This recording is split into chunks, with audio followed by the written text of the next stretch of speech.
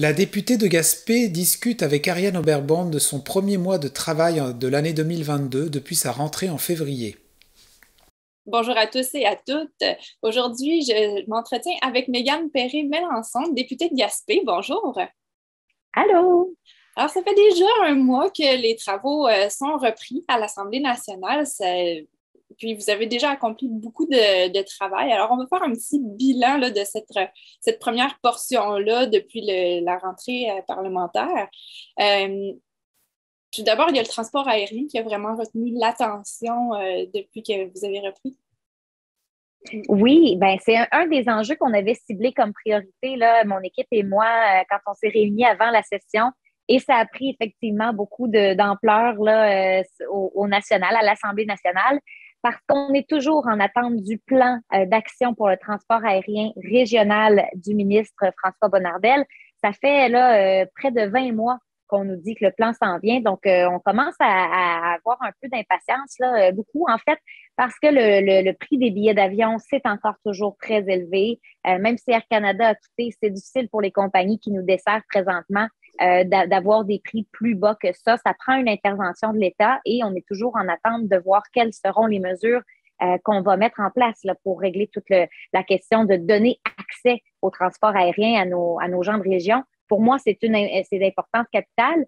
Et on a une coopérative qui s'appelle TREC, un projet vraiment porteur initié par le milieu, les gens des régions, pour avoir des meilleurs, des prix plus abordables pour le transport aérien. Et j'ai questionné le ministre de l'Économie pour savoir qu'est-ce qu'ils en pensaient là, au gouvernement de ce modèle d'affaires. Et malheureusement, la réponse nous a ouvert un petit peu là, une boîte de Pandore parce que il a dit qu'il y avait des choses où le projet était mal ficelé selon lui, alors qu'on sait que Investissement Québec avait donné un avis assez favorable au projet, que le gouvernement fédéral a déjà appuyé avec quelques millions de dollars aussi. Il y a beaucoup de membres déjà actifs dans la coopérative et une pétition qui a été parrainée par mon collègue Joël Arsenault des Îles-de-la-Madeleine. Ça fait beaucoup de gens qui croient au projet. Et là, on a un gouvernement qui dit, on va attendre de voir le plan d'action de Bonnardel avant de se prononcer. On commence à penser là, que malheureusement, TREC ne sera pas retenu dans le plan d'action. Et encore une fois, c'est les gens des régions qui vont écoper de ça. Donc, on suit Pendant ça ce de très temps-là, près. c'est ça, pendant ce temps-là, il n'y a pas une autre solution qui est proposée. Exactement. Donc, on peut comprendre que ce n'est pas la seule solution. TREC, et ça, on l'a dit à plusieurs reprises, on n'est pas seulement en appui d'un projet, mais on pense qu'il faut analyser tous les projets qui sont sur la table et là, de ne pas avoir aucun appui, aucune ouverture du gouvernement de la CAQ sur ce projet-là en soi, ça regarde franchement drôle, là. Donc, encore une fois, on se dit développement régional, les transports régionaux, est-ce qu'on pourrait avoir de l'attention de la CAQ? Parce qu'il y a eu bien des investissements pour le projet d'Airbus. On est dans l'aviation beaucoup, mais on n'a pas la même considération pour l'accès au transport aérien dans nos régions. Alors, il y a ça et il y a aussi, on sait, là, le retour du train qui est menacé, qui est reporté. Ça aussi, ça fait beaucoup l'objet de discussion. Donc, bien sûr, c'est important pour le développement économique. Des dossiers, j'imagine que vous allez continuer de porter là, au cours des prochains mois. Oui, absolument. Et aussi la 132 qui retient l'attention depuis oui. déjà un certain temps avec des bris majeurs là, à l'automne dernier. Donc, ça aussi, là, j'avais demandé la création d'un comité sur la 132 avec le ministère des Transports et tous les acteurs concernés. Donc, j'attends encore des nouvelles du gouvernement caquiste là-dessus. C'est ça. En fait, c'est essentiel pour ne pas isoler complètement la région de la Gaspésie, là. Exactement, oui. Maintenant, côté logement, on sait que, avant les fêtes, vous aviez fait un tournage vidéo, vous avez décrié le manque de logement en Gaspésie aussi. Où est-ce que c'en est, ce dossier-là? Il a beaucoup évolué depuis mon entrée comme porte-parole dans les dossiers d'habitation. On a eu une annonce de la ministre André Laforêt qui a créé un nouveau programme d'habitation abordable du Québec, le PHAQ. Et là-dedans, en fait, ce qu'on fait, c'est qu'on aura une enveloppe dédiée à tous les projets, autant communautaires que privés, pour construire des nouveaux logements. Ce qui peut être une bonne nouvelle en soi parce qu'on entend souvent des promoteurs privés qui disent on ne fait pas beaucoup d'argent là, dans ces projets-là à très court terme, c'est long avant d'être rentable, donc on est obligé d'avoir des tarifs plus élevés pour le logement. Mais moi, ce qui m'inquiète un peu, c'est que là, on met tout le monde dans le même panier, dans la même enveloppe budgétaire, alors que Axélogie, qui est un programme que le Parti québécois avait lancé il y a quelques années déjà, il avait fait ses preuves, mais Axélogie a été sous-financé par les libéraux et les caquistes dans les dernières années. Donc, qu'est-ce qui se passe? Ben, on n'a pas assez de construction de logements sociaux qui se sont faits dans les dernières années. Ça a créé un effet sur tout le reste. Donc, les gens qui cherchent à prix modique, mais pas nécessairement des gens qui ont des faibles revenus, se retrouvent avec les mêmes problèmes de se loger. Donc, on a les jeunes professionnels, on a les aînés, on a les gens à faible revenu qui sont tous pris dans cette crise immobilière-là. Et ça prendra beaucoup de solutions, là. Donc, j'ai déposé une motion à l'Assemblée nationale pour dire qu'il faut maintenir le programme Axélogie. C'est inévitable là, pour les projets sociaux, là. Et il faudrait construire 5000 logements sociaux de plus par année sur 4 ans. Donc, ça, c'est vraiment une demande formelle du Parti québécois. Et il y a d'autres solutions à mettre en œuvre aussi quand on parle des investissements étrangers, des gens qui achètent des maisons plus par spéculation immobilière, là, donc pas pour les habiter ni pour les louer. Là, c'est des maisons qui se retrouvent vacantes alors qu'on a besoin de revitaliser notre territoire. Ça aussi, il faudrait taxer ces investissements-là. Il faut avoir un registre des loyers. En tout cas, je ne veux pas prendre tout le temps qu'on a là aujourd'hui pour parler des enjeux d'habitation parce que ça m'anime beaucoup. Mais il existe des solutions et malheureusement, le gouvernement est un peu inactif et ça ne fait que pas résorber la crise, l'intensifier, disons, partout au Québec. Donc, j'ai été dans des manifs avec le FRAPRU qui est dans le logement communautaire aussi à Québec. Et c'est ça, on est vraiment en support, là, en soutien à tous les groupes d'habitation là, pour faire des pressions sur le gouvernement. Exactement. On peut anticiper quand même qu'au 1er juillet, là où il va y avoir plusieurs mouvements, là, il risque d'y avoir des gens qui vont se retrouver sans logement. Oui, puis c'est vraiment ça, on le voit, là, des évictions déguisées là, parce que les propriétaires d'immeubles, il y a une clause qui leur permet d'augmenter les tarifs de loyer quand c'est des logements qui ont été construits là, en bas de 5 ans. C'est une clause qui n'a pas de plafond de tarifs, donc c'est un peu fait là, de façon des fois déraisonnable. Alors, c'est ça qu'on demandait aussi à la ministre, c'est de regarder tout ça, de réviser ces clauses pour s'assurer qu'on en fasse au maximum parce que là, des fois, ben, c'est souvent les mères ou les pères monoparentaux, ça se dit tout ça, monoparental, bref, c'est nos aînés, c'est des gens qui n'ont pas les moyens de déménager ou se trouver un autre logement, donc ils vont accepter des hausses de loyer et payer là, des pourcentages de leurs revenus là, énormes. Donc, on entend souvent ça, là, des gens qui payent presque la moitié de leurs revenus en loyer. Moi, ça m'inquiète, surtout qu'on voit que la hausse du coût de la vie vraiment a augmenté partout, donc on paye plus pour tout. Et moi, ça me fait peur pour le 1er juillet parce que c'est des gens plus vulnérables qui vont se retrouver à la rue et tout le monde en paye le prix là, présentement. Donc, c'est même de l'ordre de la crise sociale, là, selon moi, s'il n'y a rien qui est fait d'ici le 1er juillet. Maintenant, un gros dossier que vous avez décidé de mener de front cette année, ça concerne les aînés. Expliquez-moi un peu qu'est-ce que vous avez l'intention d'aborder dans ce dossier-là? Qu'est-ce que vous portez?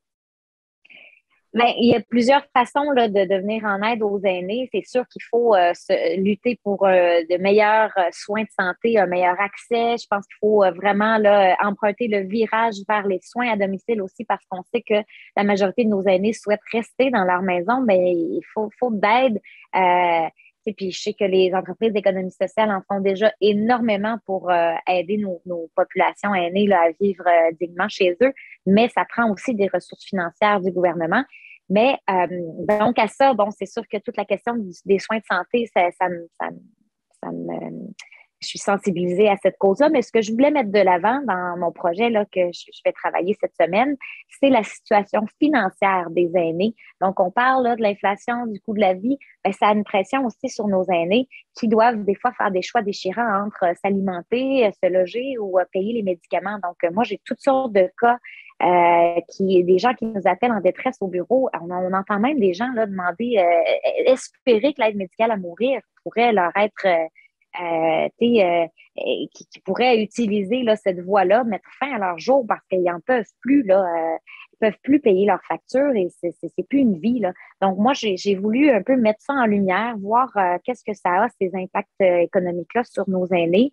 Puis, je vais avoir des témoignages d'aînés, mais aussi des intervenants qui les aident, qui les représentent aussi. Donc, demander, quand on demande que les soins, tout ce qui est remboursement des frais, là, quand on va faire, quand on fait des kilomètres là, pour avoir des soins particuliers dans les grands centres, Rimouski, Québec, ben c'est pas encore suffisant là, ce qu'on rembourse pour ces gens-là.